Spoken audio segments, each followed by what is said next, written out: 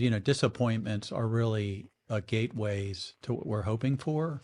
And so I love when couples come to me, they express their disappointment, and that's really a longing for, again, what they're hoping for. And so we try to flip those disappointments into, like Alan said earlier, to hopes, dreams, strategies for the future that they can work towards and build on. So we're kind of talking about divorce, and that's kind of it really is a complex subject. But yet at the same time, like taking those resentments, those built up frustrations, and bringing it to someone who can hear it in a neutral way and really tackle it. That's a sign of strength. Is people coming and needing support. Right. It's a sign of strength. Right. What's up, Blueprint family? Thank you all for joining us today. Today we have two special guests that we would like to introduce to you all. Tom Barilla, he is a compassionate and skilled coach with over 41 years of experience in the marriage and relationship field. He specializes in pre-engaged, engaged, and marriage coaching as well as life coaching. And then we also have Alan DeSerf.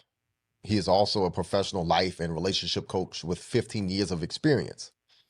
So welcome. Thank you all. Thank you for having us. Yes. So the first thing I would like for you all to do is that if you could please tell us a little bit about yourselves, and also too, what made you want to be a marriage coach. Tom, we'll give you the floor first. Oh, thank you. Yeah. So thank you so much for having me on the show. It's a real pleasure to be with you guys. So I've been married for 41 years with 2 adult children and 2 grandchildren. So now I'm kind of in the payback years where I get to enjoy the fruits of the challenges of being a dad and a parent, and the challenges and joys of being married, because it takes some really good effort to work through the seasons of a marriage. And so I really love working with couples, and always encouraged by the growth that I see in myself and the couples I work with. And how about for you, Alan? Please tell us a little bit more about yourself, and then also too, what made you want to be a marriage coach? Yeah. So my name is Alan DeSerf. Thank you for having me. I've been married for 33 years. I am South African by birth, and one of my particular interests, I've got a cross-cultural marriage, and so my wife lived in my country for 24 years, and then she's American, and then we moved to the States, and now we're here, and I love helping couples in that space. Cross-cultural marriages it's more of a thing nowadays, and so it's nice to be having those conversations. But I've always been passionate about having conversations with people that really matter.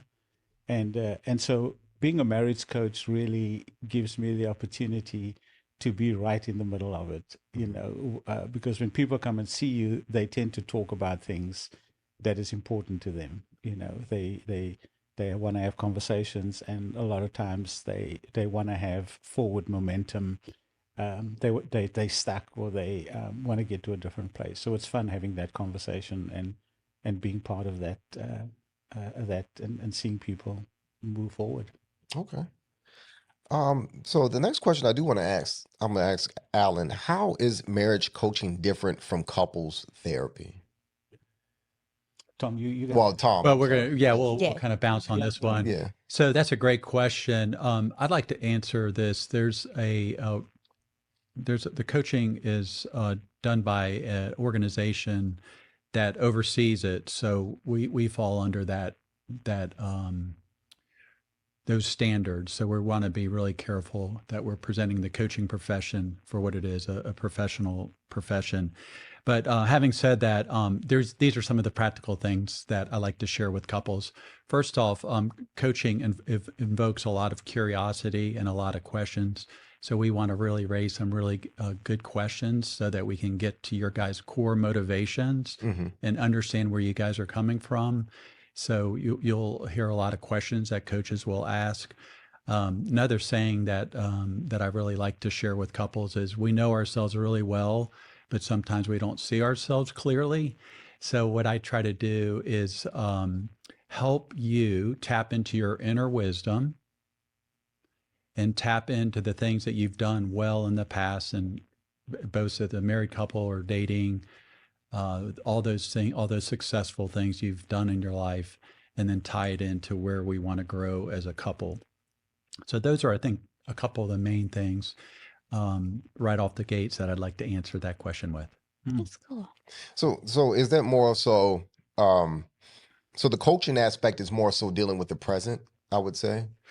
Yes, it's a present, and we also give them like practical skills and habits to work on. Mm-hmm. You know, we want to give people good habits because habits give us the results we want without thinking about it. Mm-hmm. So we want to give them good habits to get the good results we want. So yes, I gave them homework, reading assignments, just like sort of a basketball coach, which I've done. Mm-hmm. You know, we want to give them skills to work on and not just talk about it, but actually let's put it into action. Got you. Yeah. Okay.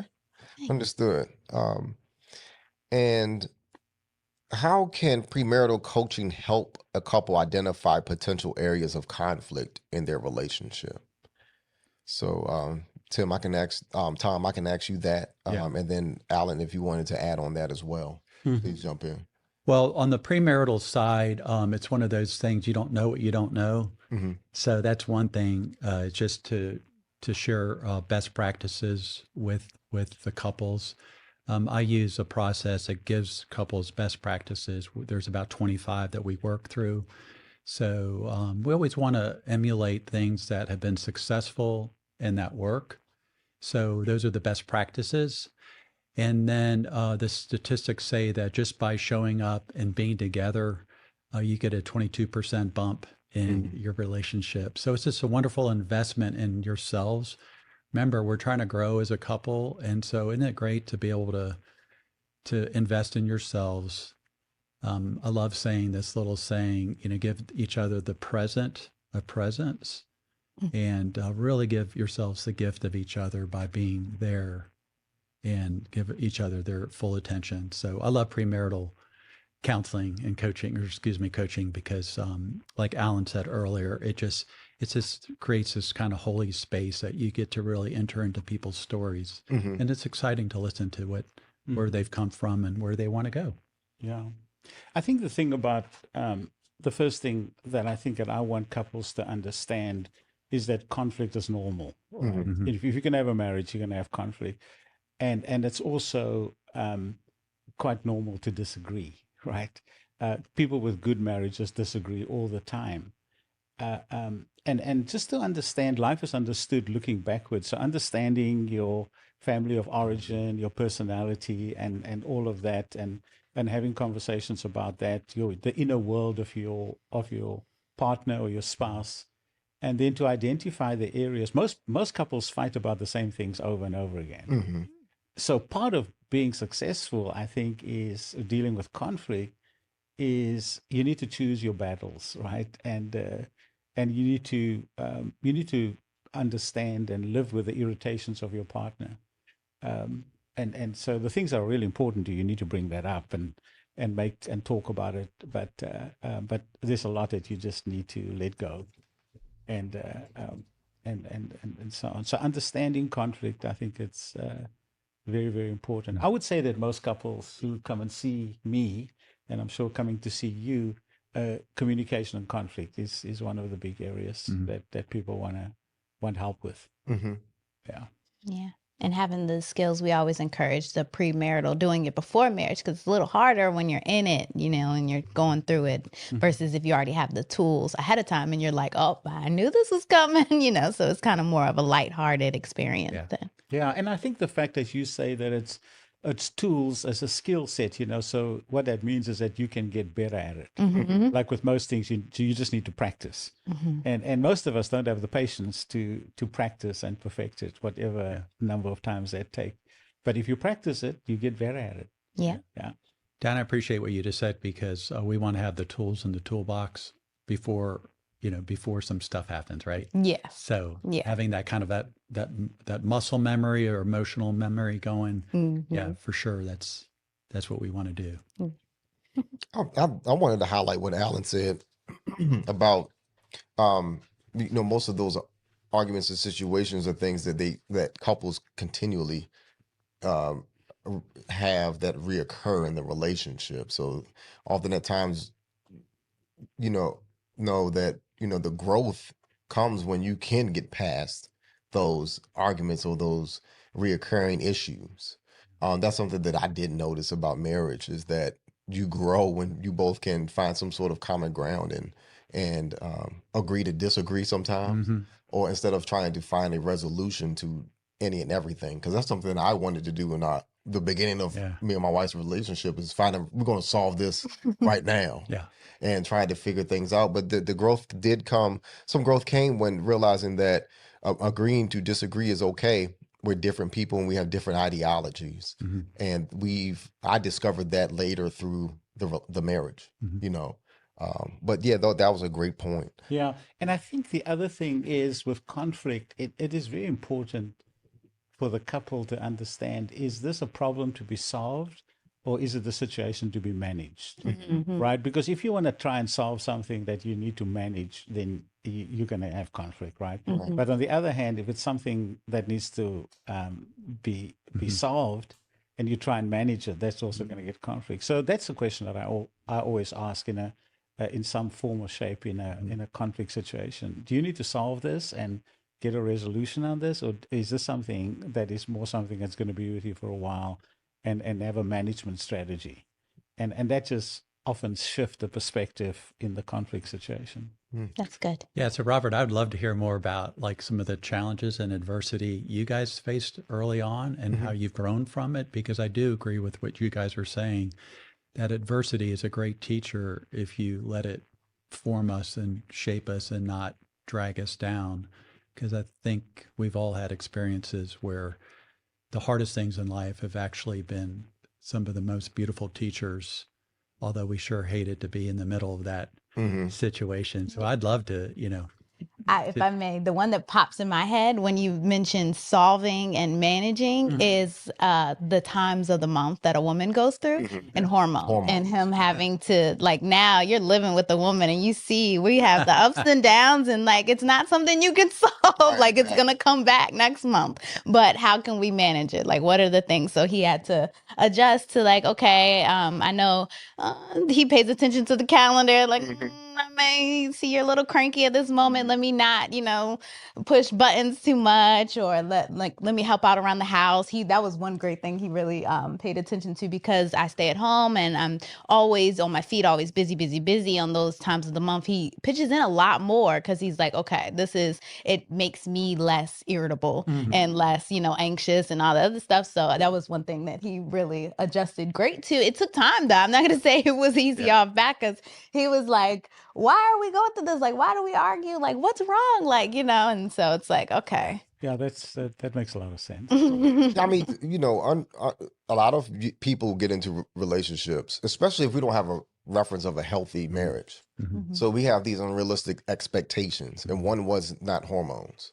I didn't expect my wife to have hormonal responses. I didn't know what these things are. You get what I'm saying, as a young guy in his 20s. So I didn't grow up with a sister.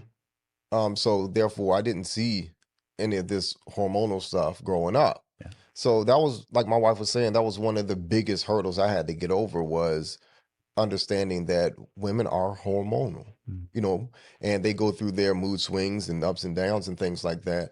So I've learned to accept that, have a place of understanding with her, and then understand that, management. So what are ways that we can manage this instead of solve? Because I can't solve her hormonal, situations. Communication is one of the great ways that we've learned to get through it. She's letting me know, I'm checking the calendar. This is time of month. I went through the situation of having anxiety. Oh my goodness, it's coming. Into the situation of, okay, she's just being hormonal. So let me help out more. Let me find ways to give her relief, give her some grace.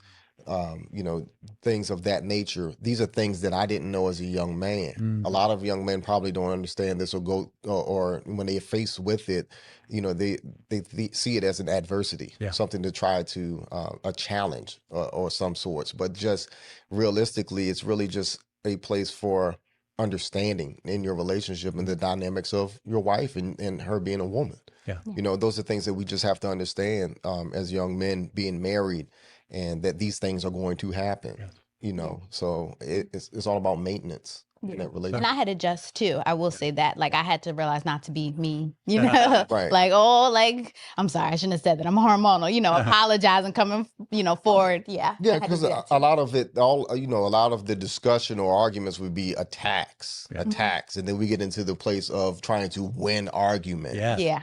Why are we doing this? What are we trying to win out of this? Why, we had to realize and analyze this, and we're not going anywhere. That was a common understanding, is that we're not getting divorced. Right. We're going to figure this out, understand each other, and then give each other some grace.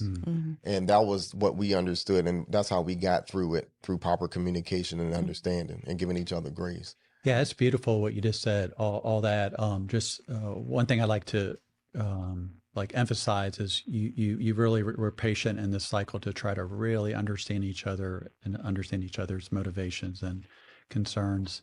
And the other part of that little exchange there is that's what the essence of marriage is about, is raising our own awareness to know what happens when, and know what we're going to do about it. We all get triggered. We all have our hot buttons pushed. And so we want to do kind of check our own spirit first before we react. So I like to just remind the couples and myself to try to respond and not react, respond, not react, and kind of be, quick to listen, slow to speak, slow to anger, quick to listen, slow to speak, slow to anger. And that just helps keep the conversation going before it gets elevated. Right. And that's something, Tom, I did have to learn to do, was to stop reacting and being more able, being a good listener. And then, like I said, being a good helper, and then someone who was able to give grace for the situation. So That's awesome. Definitely. Where we at? So what are some signs that a marriage could benefit from coaching? I know we've, went through a good example of a situation, but what are some signs that a marriage could benefit from coaching?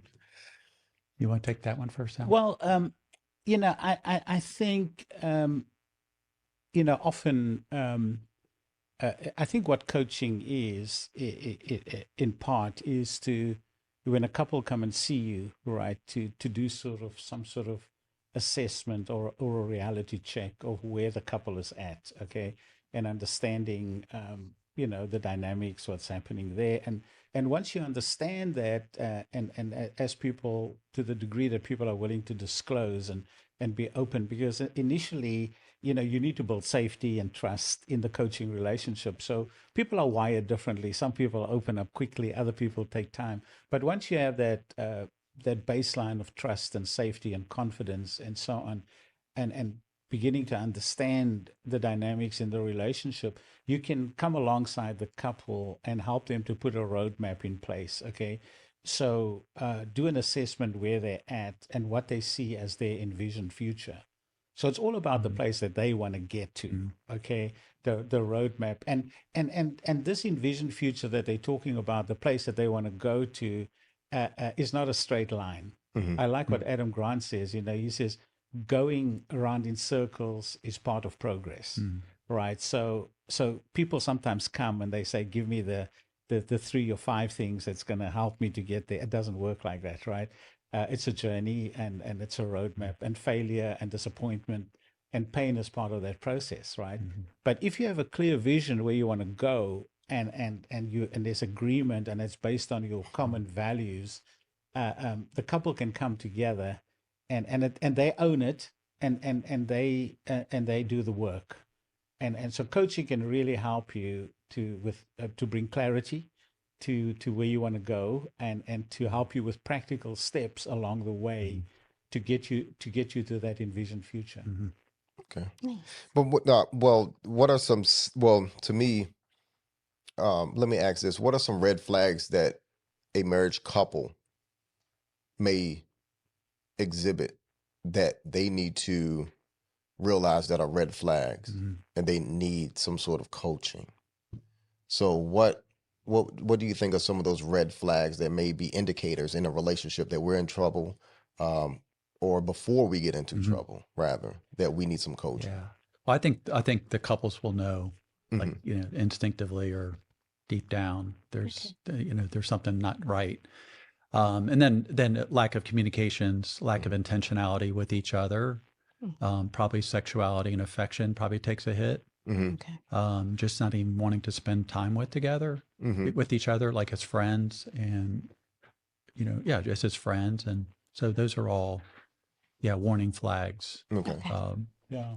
And I would also say, not feeling emotionally connected. Mhm. When people, I mean, marriage and relationships is kind of a dance between, time, good quality time on your own and time together, right? Whichever way the couple want to define it. Mhm. But one of the couples usually would have a sense that the other couple is withdrawing, and there's Okay. a bit of a space and a gap. And I think that's an indicator, help us understand what's going on here. Mhm. And I think also, just feeling stuck and fighting about the same things over and over again. Mhm. And you have a sense that you growing apart or you're not making progress, and it's sort of the same thing. And I think coaching is a great tool to help you to get unstuck and get perspective and move forward, or give you the skills and the tools to move forward. So, guys, I do want to interject one more, and thank you, Alan. We're also we also pursue other really good, beautiful things in our marriage, like our career, our children, Mhm. other things. So sometimes our focus gets a little distracted towards other good things. So sometimes the warning signs could be that we're investing too much time in other things and not coming back to the I word, intentionality Mhm. with your spouse. Mm. Mhm. And I was with a couple yesterday, and I'm really careful with confidentiality, but they said like they spend 99.2% of their time on their children. Mm. Well, guess what? That's a great thing for the children, Mhm. but that leaves zero point 0.8 time for each other, and that's not good. Yeah. So we made a really good step, great steps yesterday, really wanting to focus on each other. Mhm. Yeah. No, those are great examples. Especially for our viewers out there and people who are in marriages, and the information you're providing us is better to be proactive than reactive Mm-hmm. when things are worse. Because normally those situations are harder to maintain or try to get back to a common ground about the marriage. Mm-hmm. And then I think that's something that a lot of marriages, especially with children, is trying to find time together, especially if you have babies. Yeah. I remember when we first had our oldest son, and just trying to find time together. Because babies are very, they're very, you have to pay a lot of attention to them. They're very needy. They're very hungry, and they want what they want when they need them. And rightfully so, you need to take care of those children. But just trying to find time for each other to regroup and ground ourselves into the marriage again, and realize that we are here for each other, and understanding, there's communication that's involved that we need to get back into, that, enjoying this relationship and this marriage, Yeah. you know, that's great information. Oh, Go one ahead. thought I had too. I love Tom because I didn't think about that, the aspect of when you have other things to do, because it makes me wonder, like sometimes would people just seek out other things just to kind of detach from their Mhm. relationship if Yeah. they're not happy. Mhm. So it's important to realize, like, am I actually really this busy, or am I just wanting to be really this busy because I don't want to be, here. So yeah. Yeah, Alan said this beautifully. There's this dance or rhythm between healthy activities together and healthy activities apart. Mm-hmm. So as we know, you can't fill all of your relational needs between the two of you. You need some guy friends, you need some girlfriends, maybe Mm-hmm. playing sports, a hobby, whatever. So some of that's really healthy and really necessary, but sometimes it can also, you don't have any time left in the for the spouse, or any gas left in the tank to give to each other. So Right. Yeah. yeah. Yeah, that's something really to consider, and something to pay attention to in relationships. Mm-hmm. All right. So, how has the concept of marriage changed over time? Have you all seen any concepts of marriage changes? That's a great question. I kind of want to ask it from a young person's perspective, but yeah, it's changed a lot. I think it does seem like the younger generation is waiting longer. There's less of a kind of a buy-in to being married, or it's not buy-in, it's not the right word, but less of a desire maybe for the covenant aspect of a marriage. Yeah. And I think people are rightfully cautious because the divorce rate is so high, 51%, that they are kind of going in a little like, oh gosh, I don't want it to be that statistic. No, yeah, I mean, Alan, did you want to add to that?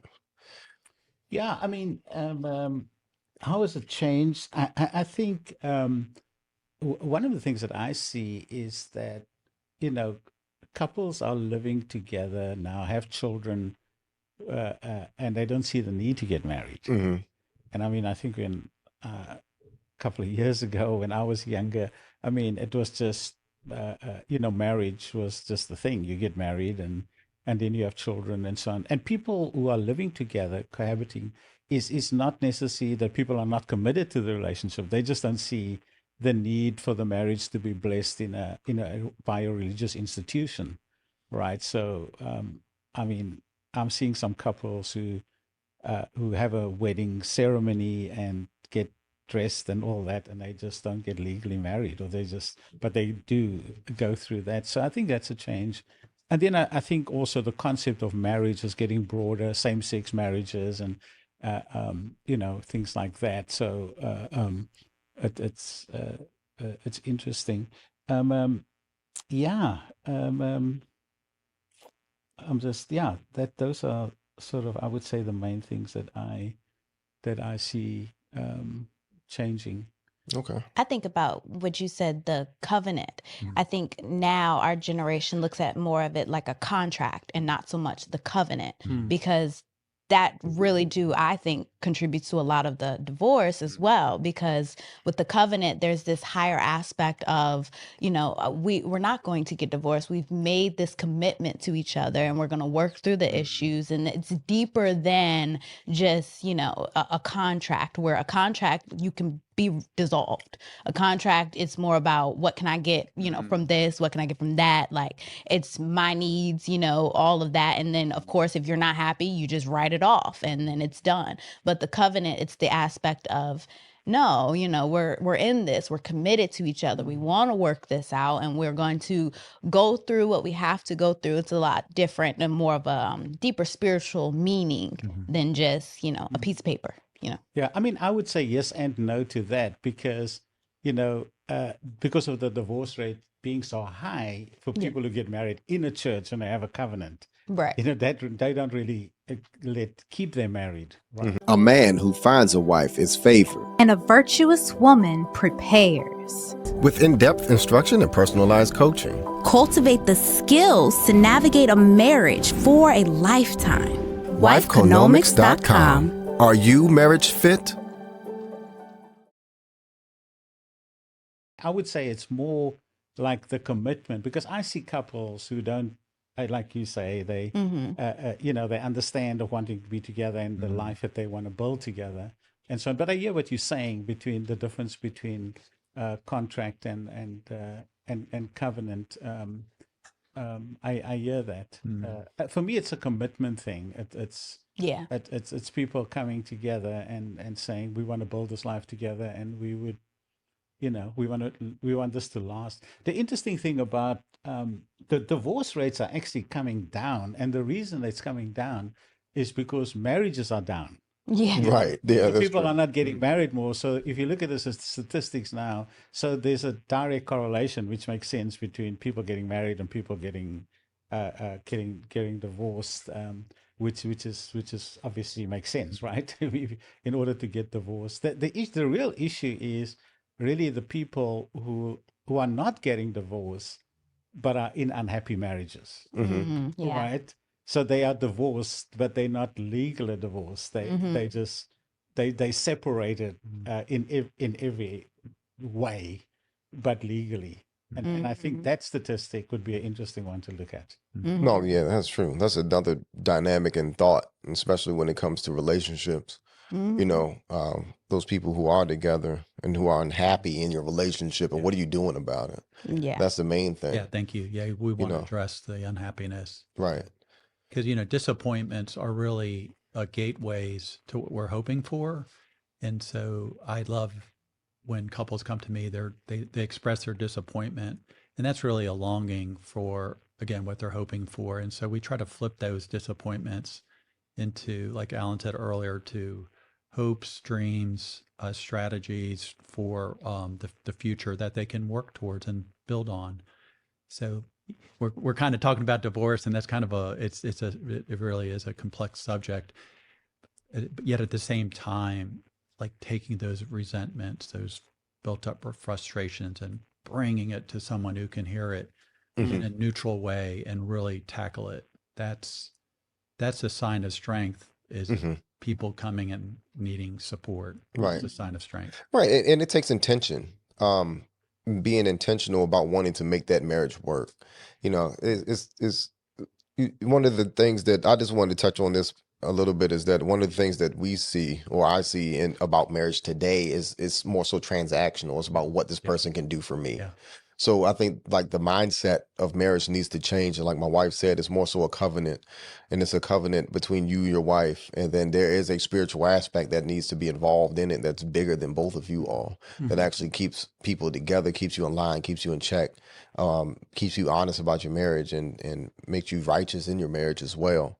That helps bring people together and wanting to be together to make it work, regardless of what issue you may come across. Yeah, that's beautiful, And Robert. Yeah. I think taking those vows seriously. Just some interesting statistics about divorce. Usually, second or third marriages in the United States have a higher divorce rate. Yep. And that's interesting, right? So when people go give it a go at the second time, and so second marriage is 60%, but third marriage is at 73%. That's very high. It is. So finding people, black women file divorce more than any other race Yes. in the country, and the states were the states in the U.S.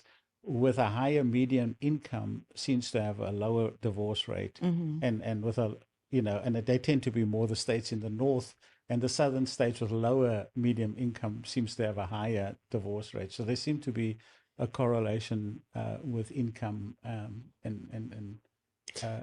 so on, which I thought was interesting as I was looking at some of the That is true. statistics. Yeah. And it's interesting about black women in particular, who are the main filers of divorce as far as women is concerned. Yeah, can I jump in there? Because I think you're raising a great point. All of us is raising a great point.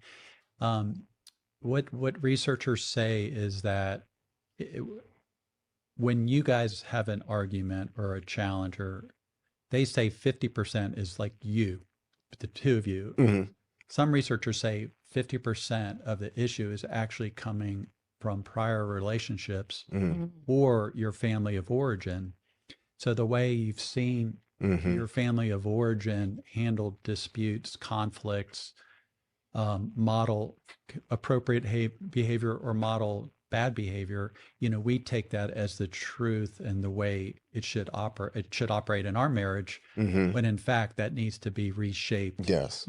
And to Alan's point on the second divorce and third divorce, primarily it's because they haven't addressed the core issue. They think, oh, I'll get rid of it's the other person's problem. I'll get rid of them and I'll reboot and let's try number two. And so yeah, they're bringing themselves, which is a fallen human being, into the relationship, and they haven't addressed what is going on with them.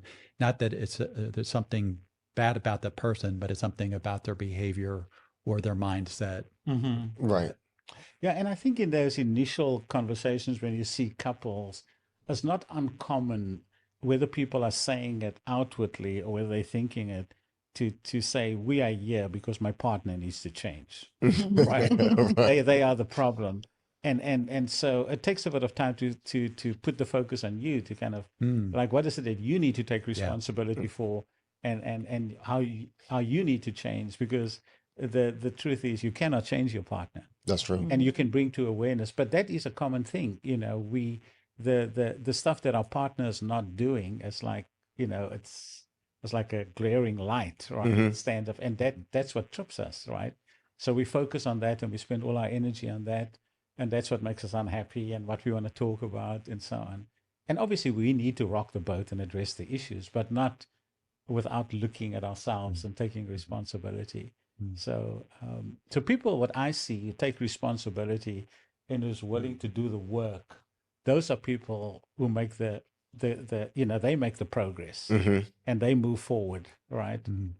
Because the opposite of taking responsibility is blame, right? You either take responsibility or you blame your partner. And when you stop blaming, you start addressing the issues that needs to be addressed, but you take responsibility. So often I ask people at the end of a session, so what are you going to take responsibility for? What are you going to invest in the relationship in the coming week, to bring the focus back to them? Because if that happens, things start shifting. Hmm. And instead of going out there and think everything will be better if my partner changes. That's good. Yeah, great points. Accountability. Yeah. I think that's a big word Yeah. that a lot of people, it's hard for them to swallow. It's hard for them to exhibit, as accountability and taking ownership of your faults and wanting to move forward to make things work and stop blaming other people for your problems. And like you said, Tom, you said the family unit, like we've said before, a lot of my generation, that's all that we have to reference as far as a healthy marriage. And it's almost 50-50 too, in that aspect, on whether you actually had both parents or not growing up. So these are the people who are making these statistics today, being married at 30 years of age. And that was something that was closely after COVID. Is that after people came from out their homes, they started marrying after the age of 30. And I think there was a lot of self-reflection that was going on, and people realizing that I need to take accountability for myself. And then also another one too is the economics situation that we're going through. Being realistic about ourselves and saying, I don't have enough money to raise a family. And that's the challenge, because in that statistic that you said, Alan, of the divorce rates, especially particularly in the South, lower income families are getting divorced. Women are initiating divorce in those lower income families. And I think that's what it looks like. Economics is a situation dealing with today's rates, and then also to accountability, and maybe people owning that accountability now and realizing that I'm not marriage fit. That's one word that we like to use, marriage fit. I'm not fit for marriage. So having that accountability and realization that hopefully that is the change, is that people are realizing that I need to make myself, if I want to be in a marriage, I need to make myself whole, make myself ready for marriage, and then also to focus on financials so that I can be in a proper place of being a provider for my family as a man, or being a proper helpmeet or a proper provider too as a woman. So I think that's where we are at today with relationships, and the challenge that we see in these new relationships that are coming up. I think it's actually to human nature to not want to take accountability right away. Because in a way, when you get hurt, the last thing you're gonna think is, "Who did I hurt myself?" It's more like, "Who hurt me?" So it's kind of going back and being like, "May I have contributed to this somehow?" So yeah. Yeah, self-reflections are really helpful. What you're doing. Yep. Yeah.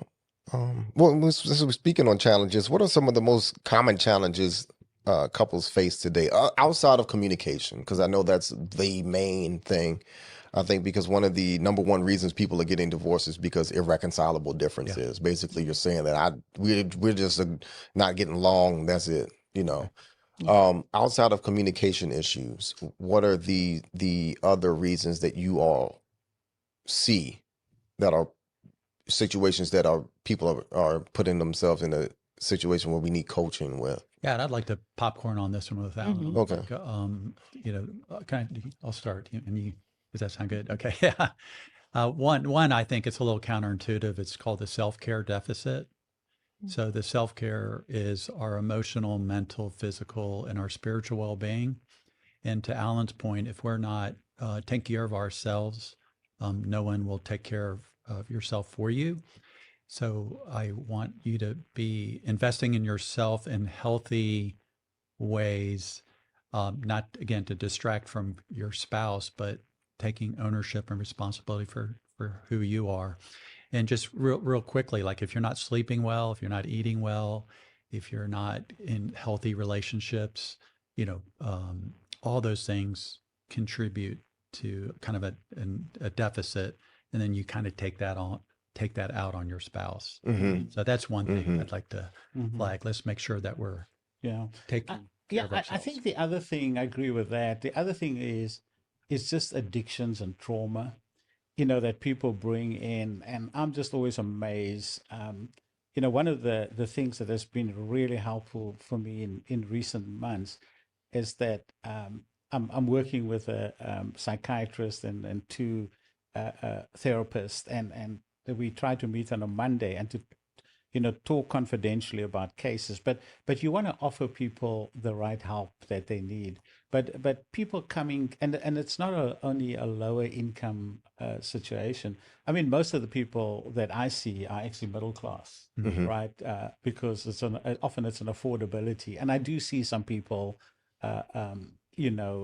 just at a much lower cost or at no cost at all. But a lot of people who need help, cost is keeping them away from seeking the help. But addiction and trauma is a big thing, and it's underlying issues. So you need to understand the inner world of people, and everybody's got a story. Everybody is traumatized in some shape or form that in the world that we're living in. I think the other thing that I want to say is that is the whole thing of blended families. So people getting married, divorced, and getting married again. So people bring two families together. They blend the families, bringing children in, and just like sort of the discipline issues around that. How to parent the kids and living in the same household, and other external spouses that needs to get visiting or rights and all of that. It's like running a small little NGO. It can be complicated, and some people do a pretty good job at it. But for anybody in that situation, it's a real challenge. And because the divorce rate is so high, blended families are very common, and sometimes you have extended, particularly with the lower income people, you have family members living in the house as well, like a grandparent or a parent, living with the family, and then that's normally the parent of one of the spouses, and just the dynamic around that. Again, upper and middle class people don't have that issue, but with lower class, particularly with people of color, it's a big thing because it's more a communal thing, where people of high income don't really do that. So those are the two things that I would point out. And then, of course, I mean, finances, people managing finances. I would say that's probably like a third one. You normally have a spender and one who's kind of a little bit thrifty and want to save. And how do you build values, agreed upon values around that? That could be a big challenge. Okay. Well, go ahead. Yeah. Go ahead. You also raised a great one early on in this conversation, was expectations. So we come into a marriage with expectations, many of them really healthy and good, and some of them need to be adjusted. So the principle that we try to teach is like all disappointments in life are a result of unmet expectations. So all disappointments in life are a result of unmet expectations. So you're expecting something and it doesn't happen that way or work that way. So like what's going on? You get disappointed, and then the challenge is then take that disappointment and talk to your spouse to try to figure out what's going on and how to make it better. So again, embrace the adversity, embrace the disappointment, and reshape it to something that will ultimately be good. So speaking about expectations, I wanted to ask, before someone gets married or have the idea of wanting to get married, how important is it for someone to develop their own healthy expectations of marriage? and boundaries. Mhm. Because I think that a lot of people who get married is more so an emotional reason Mm. thing that they do it for today, or either something transactional because of a benefit Yeah.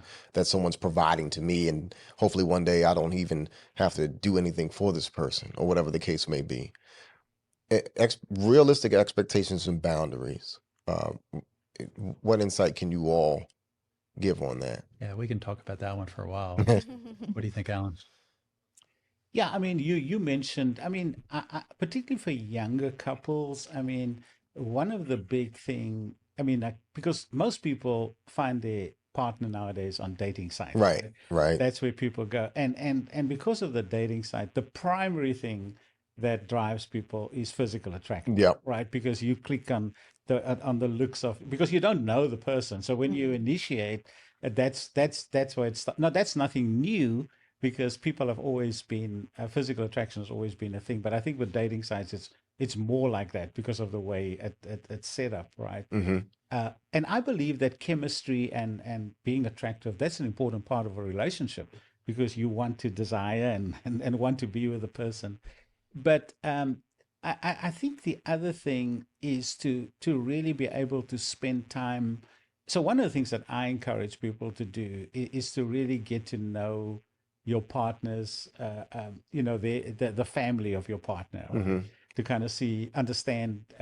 So you can talk about your family 100 times, and then you go visit their home, go for a meal or something, and that you understand better because you see, you feel, you experience. So that's an important part, because it helps understanding better. Yeah, and then the other thing that I talk about is that is to understand the difference between personality and character. Personality is the way I show up in the world, is how I think, feel, and act. Mm-hmm. It is my hard wiring. So people show up, and people's hard wiring, eh, you know, it's like they say the best predictor of past behavior is future behavior, right? Now, part of it doesn't mean that people can't change. People can certainly change. But people are going to, if you're extrovert, you're going to keep being an extrovert. If you like change, you're going to keep liking change. I mean, that's just the way. So understand the person's personality. Do understand who you are, understand your personality, because if you accept who you are, it'll be easier for you to accept your partner. But character, so personality is like your basic instinct, but character is where you prioritize your values over your instinct. It's not what you want to do, it's what you choose to do. So you don't get born to be a person who speaks the truth. That's something that you choose to do. Kindness and all these character things. So I think for a couple, when they come together, the physical attraction, understand the personality, but also understand what are the values of this person. What is it that's important to them? Because ultimately, the values is going to be the key thing around which you want to build your relationship. And a value is simply what you make important to you. Mm. So if someone, you're dating someone and you see they work like crazy and they want to make money, now you've got to make peace with that, because that's the way it's going to be. Yeah. So people see these things, and sometimes they even admire it. And now when they're married, they're kind of like, oh my gosh, what's going on here? This guy's forever at work. He's not home and so on. And then you act surprised. But there's no really surprises, because it's been like that. Right? Wow. Yeah. So personality, character, and physical attraction, I would say the interplay between those is kind of important. No, yeah, that's well said. I didn't, it wasn't really, that's probably the first time I've heard someone say it in that way. Um, is that you look at the person's values and you basically decide whether you want to be with them. Because value that too. because it's not, because let's be honest, it's not that you can go on that dating site and say, you know what, this person is going to be my wife. I'm gonna tell them exactly how this relationship is going to work, and it's just going to be that way. So when you roll that dice and you find that person, you pay attention to their values and what makes that person them, and that is your discernment on whether you want to build this lifetime commitment with them. Yeah. Yeah, and to be clear on the values, it's words like spirituality, love, kindness, patience, industry, supportiveness. So it's these beautiful values that people have, and to make sure there's compatibility, but also make sure that they're actually the good values that we want in a marriage. Right. Most definitely. Yeah.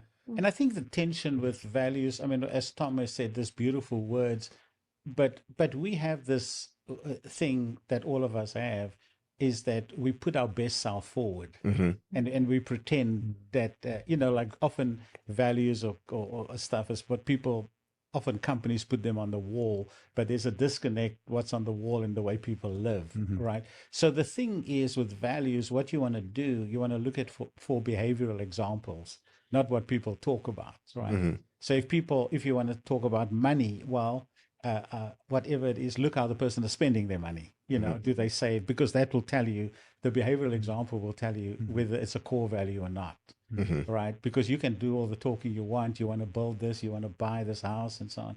But if that's not reflective in your behavioral examples, then that is just a pipe dream, right? It's something that you would like to do, but which you may or may not get there, but it's not a value. Good message. Great message. And we do want to ask these two questions. One, what advice do you have for couples considering divorce? We'll tackle that one first. Yeah. Oh, yeah. Well, ideally, I would love to recommend that you just take that option off the table. I think I said that earlier. If we could do that, at least temporarily, take that option off so that we can try to work towards resolution or commonality of what the main issues are. Okay. Maybe it's a mindset shift. Yeah. Yeah. It does. And I can totally agree, because that was one thing we started our marriage with, saying we're not going to get divorced. And from that, how we handle our problems, what we do, all of that changes, because it's no getting out of it. So now it's like, okay, how we make it work? What do we do? Like, what's next? You explore all the other options. You're more open to exploring other options than just, quitting. Yeah. A client recently said this, which really makes sense at a deep level, but then at a deeper level, it's a little bit of a conflict. The easy button, remember the old Staples commercial? The easy button seems like to divorce. But if you have children, or it makes it infinitely more complex, and it's a lot more expensive if that's one of your values is finances. Divorce is a very expensive proposition, especially when children are involved. So there's some real practical reasons why to try to take divorce off the table. And as I mentioned earlier, there's something going on in one of the persons. There's something going on that needs to be addressed and fixed, or at least addressed, so that that doesn't carry forward in the next relationship. Yeah, I mean, I would just to follow up what Thomas says, think about the children. I mean, as recently as yesterday, I had a conversation with someone about that, because the kids, it's traumatizing. Divorce is traumatizing for children. And then I think the other distinction that I see, that I ask people to make, is just to understand the difference between anger and resentment. Because your spouse can really make you angry, and anger is I think it's an emotion, right? We all feel anger, and we're upset by that. But resentment is deeper than that. Is bitterness, right? And when people get bitter in a divorce situation, people undermine themselves. So you'd see couples fighting about financial stuff and lawyers and so on, but in the process, both of them are losing. Whatever the outcome is going to be, they're going to have less money, or it's going to be but they're so resentful, right, that they're going after each other, and it's normally the one that feel that he or she has been wronged, and want a payback. And when bitterness come in, it changes the whole thing, the whole situation, because then people are blinded, and they're not sober, right? So understanding those two things, I think it's quite important. I wish we could keep going like for a couple of hours, because we could talk about resentment and anger for a long time. But resentment really is you've held information in from your spouse and you Mm-hmm. haven't shared a disappointment. So when it turns inward like that, your spouse can't fix it because you haven't necessarily told them, or if you told them once and they didn't fix it, you said, "Oh, screw it, I'm not going to bring it up again." No, you got to really work hard not Mm-hmm. to let resentments sit in, because like Alan said, once resentment sits in, then bitterness will follow, and then we really start digging our heels in. Mhm. So let's be really good at rooting out resentment, Mm-hmm. and it takes a courage for the person to go to the spouse and share their disappointment. It takes courage for the spouse to listen carefully, not get defensive, and have a desire to try to change what they can do, Right. what they can do on their side of the street to make the situation better. Yeah. Yeah. And especially for new relationships. So I do want to ask this question. What advice do you have for those dating or in new relationships? We We- tackled some of that with the Yeah. expectations. We- I we think did. that's a big one. Yeah.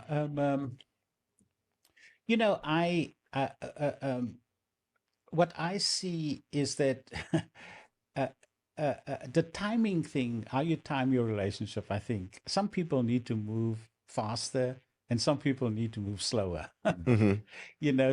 So kind of understand the rhythm of your relationship.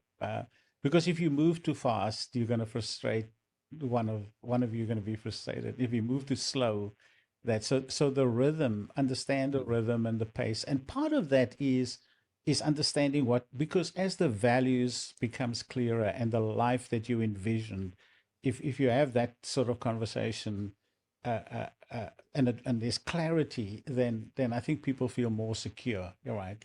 So again, have that conversation about values, understand the rhythm of your relationship, and then and